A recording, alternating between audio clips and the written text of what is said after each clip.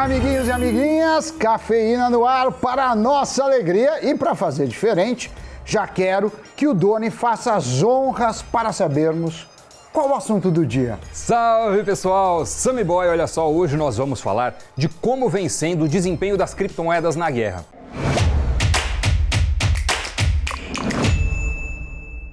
É a primeira vez que a gente tem uma guerra com criptomoedas sendo usadas como meios de pagamento, inclusive como meio de doação à população do país em conflito, no caso a Ucrânia.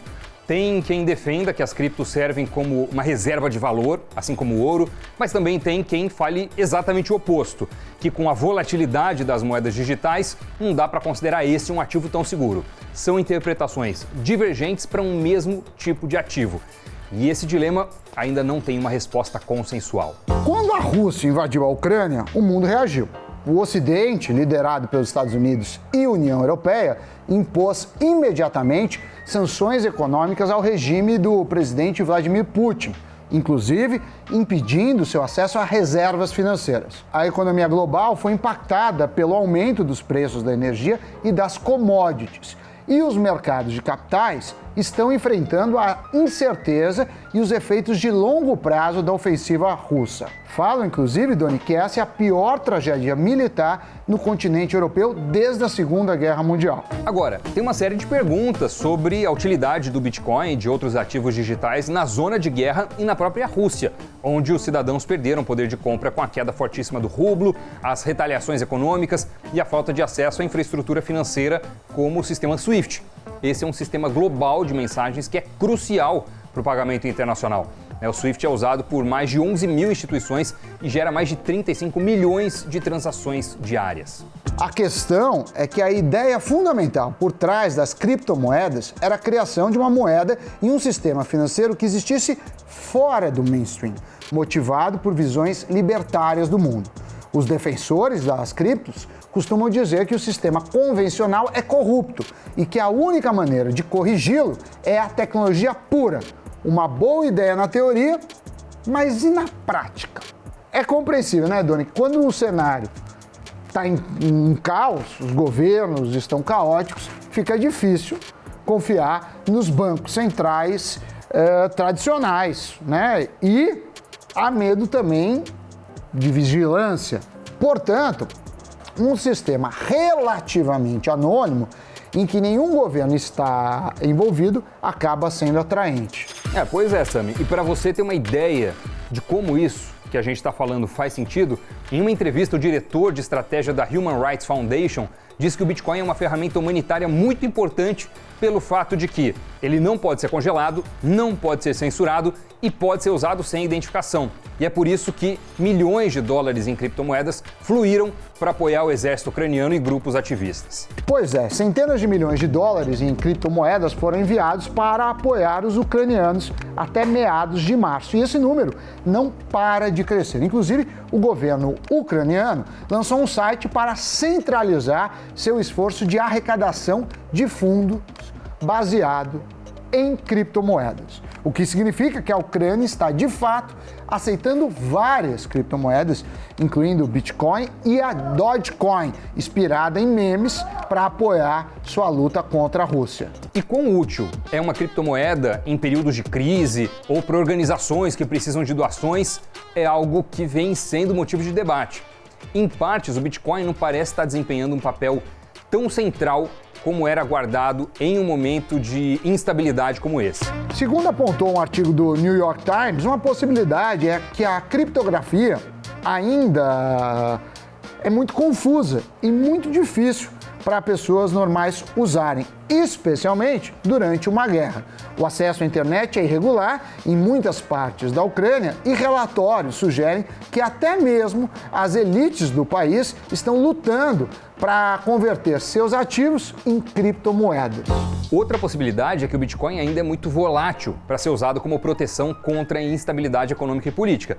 Em se tratando do desempenho da criptomoeda, ela não teve um desempenho, pelo menos até 20 dias após a invasão russa, tão bom quanto o esperado em situações de tempestade econômica e geopolítica. Somado a isso, nos Estados Unidos, a inflação está subindo no ritmo mais rápido em décadas.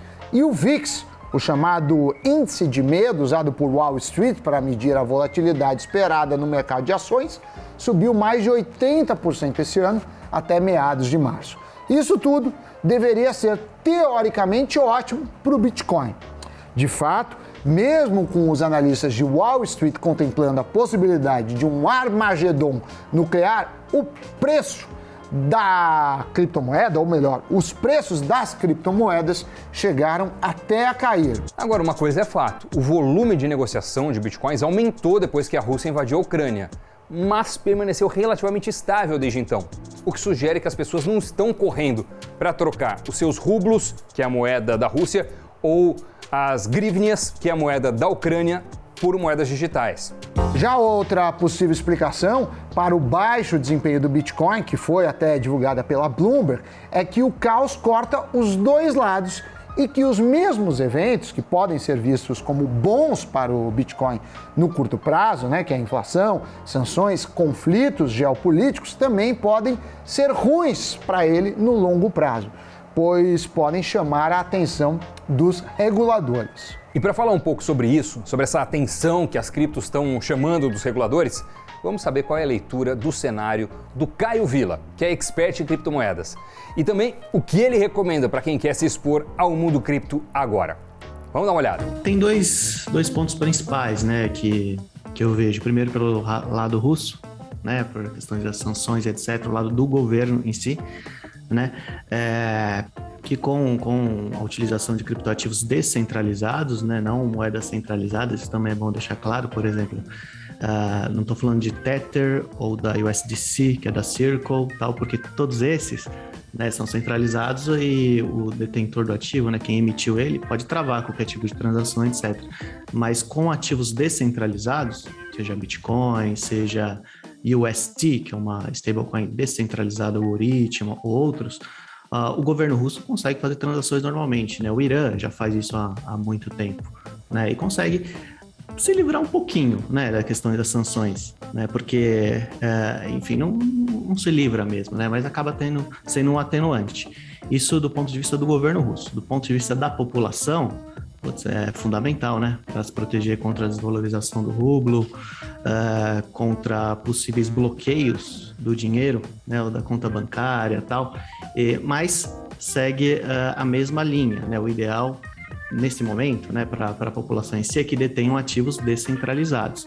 E se não quiserem, por exemplo, ficar expostos à variação do Bitcoin e tal, aqui na Uniera, principalmente, a gente trabalha muito com altcoins de pequena capitalização, Então, para a gente, o Bitcoin é um ativo estável, mas para as pessoas do mundo real, enfim, que não são 100% ali no mundo cripto, não, é extremamente volátil, Então, eles podem deter ativos descentralizados relativamente espalhado com o dólar, Como eu dei o exemplo da UST, que é UST, que é uma stablecoin na rede da Terra, que ela é 100% descentralizada. Tem várias, Estou dando só um exemplo. E na verdade tem um terceiro caso, Se a gente pegar pelo lado dos ucranianos, a população é a mesma coisa, Eles conseguem se proteger rodando esse tipo de ativo. Sobre umas coisas interessantes para falar sobre isso, até sobre regulamentação e tal, Porque muitas pessoas falam, mas é anônimo, não sabe de onde veio o dinheiro e tal.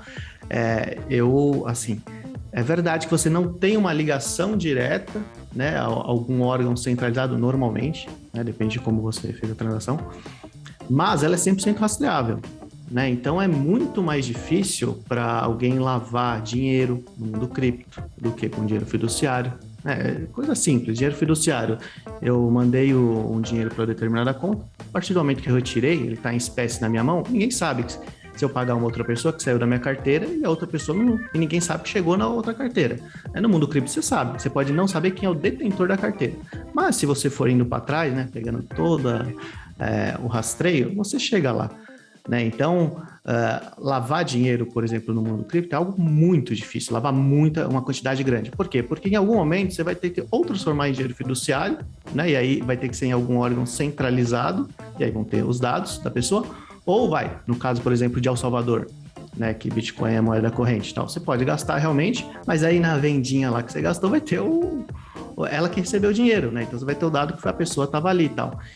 Então é muito, muito difícil ter algum tipo de ato ilícito em uma quantidade grande de dinheiro no mundo cripto. Tanto que, por exemplo, um dos hacks que a gente teve aí no mundo cripto recentemente foi da Poly Network, que o hack foi de mais ou menos, se eu não me engano, de $600 milhões, uma coisa assim. E a pessoa devolveu o dinheiro, né, 2 dias depois, porque não tinha o que fazer com o dinheiro. Ela vai fazer o quê? Aí ofereceram emprego tal para ela, tal, na área de segurança, e ela devolveu o dinheiro. Porque não tem realmente o que fazer quando você rouba dinheiro ou você tenta lavar dinheiro no mundo cripto. Isso é até uma visão legal para falar para as pessoas, que é o oposto, né, do que é pregado por aí por muita gente. É muito mais difícil você fazer isso no mundo cripto porque é 100% rastreável. E tem projetos também, por exemplo, a Purify, inclusive a Uniera investiu e eu também, como pessoa física, investi, que é um projeto justamente para essa questão de compliance, né? Então, ter certeza que os funds de determinado projeto não tem nenhum tipo de dinheiro oriundo de forma ilícita, seja de lavagem, seja de hack, seja do que for, né? Então, eu acho que assim, esse tipo de regulamentação vai acontecer, mas independente disso, né, já existem soluções descentralizadas, como a Purify, né, que tomam conta desse tipo de problema, né? Inclusive, se tem alguém dentro do mundo cripto, e isso é interessante também, né, que faz qualquer coisa errada, a pessoa não volta para o mundo cripto, porque ela fica queimada. Ao contrário, que na vida real não é assim. A gente vê muitos ex-banqueiros que faliram um banco, deixaram um monte de gente pobre, eles abrem outra empresa no dia seguinte e são recebidos muitas vezes por políticos, né, importantes, presidentes e tal. No mundo cripto, não. Né? A pessoa está totalmente queimada e não volta.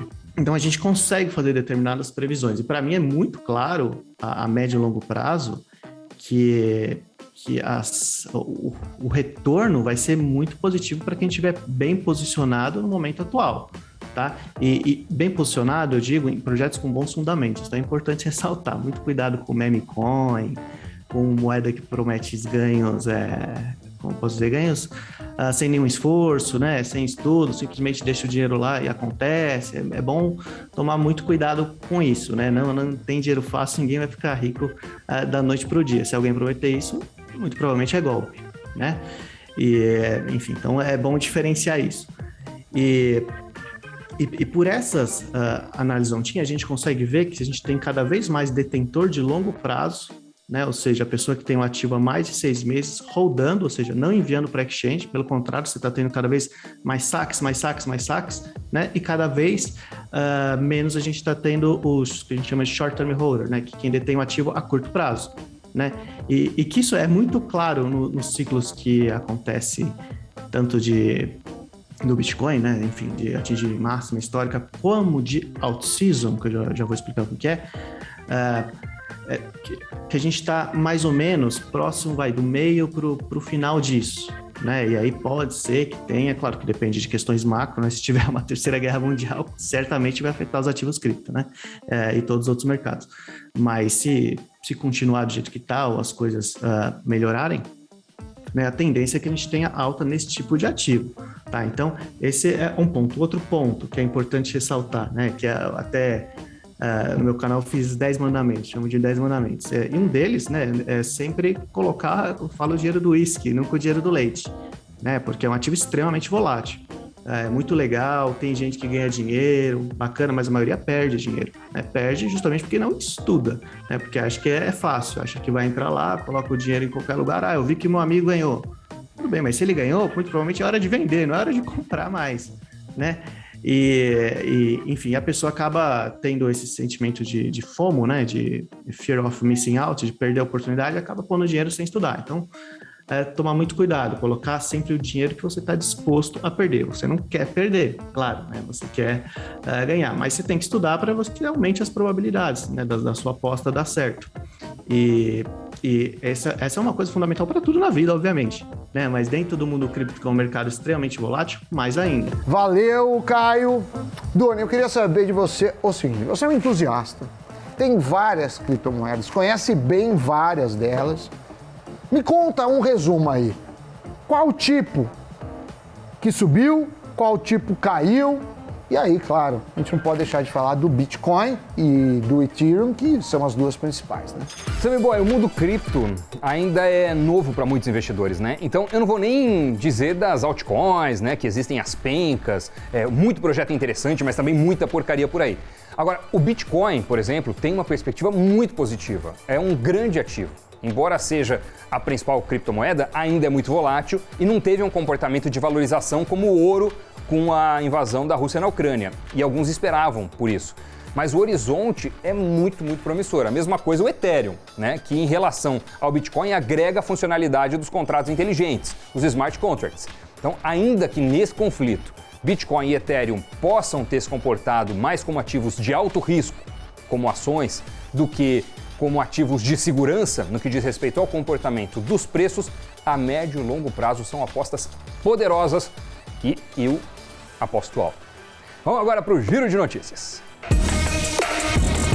E a Apple foi condenada a indenizar uma consumidora brasileira em R$5 mil por danos morais. O motivo? A venda de um iPhone sem o carregador. Além da indenização, foi determinado que a empresa forneça um carregador compatível com o aparelho. O juiz considerou que houve venda casada, já que não é possível utilizar uma entrada USB qualquer no carregador. Os choques dos preços de alimentos e combustíveis no mundo todo devido à guerra na Ucrânia devem durar pelo menos até o final de 2024. Pelo menos é o que aponta o Banco Mundial, que levantou o risco de uma estagflação. Em sua primeira análise sobre o impacto da guerra sobre as commodities, o banco disse que o mundo enfrenta o maior choque de preços desde os anos 1970. A receita trimestral da Warner Bros. Discovery cresceu 13% no primeiro resultado da gigante da mídia após fusão com Discovery e Warner Media. O total de assinantes pagos de streaming, incluindo os da Discovery Plus, aumentou 2 milhões. No mesmo período, a Netflix registrou o primeiro declínio na base de assinantes em mais de uma década. Notícias geradas. Você aí. O que achou desse Cafeína? Você investe em criptomoedas? E você já se inscreveu no canal, deu aquele like, ativou os sininhos? Deixe seus comentários. Permita-nos conhecer mais sobre o que você gostaria de ver no Cafeína e no Invest News. Doni, obrigado pela parceria. A todos, obrigado pela companhia. E até o próximo Cafeína ou durante a programação do Invest News. Tchau, tchau. Valeu, Sammy Boy. Valeu, pessoal. Até o próximo programa. Tchau.